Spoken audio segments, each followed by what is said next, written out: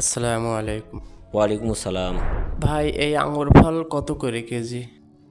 ভাই এই আঙুর ফল খুব ভালো হবে। ভাই এই আঙুর ফলের দাম হবে 450 টাকা কেজি। তাই একটু কম টম হবে না ভাই? ভাই ওই দোকানে 350 টাকা কেজি দিচ্ছে। আপনার দোকানের দাম বেশি ভাই, আমি আপনার দোকানতে নেবো না, ওই দোকানতে নেবো। এ ভাই ভাই শোনেন, দাঁড়ান, এদিকে আসেন।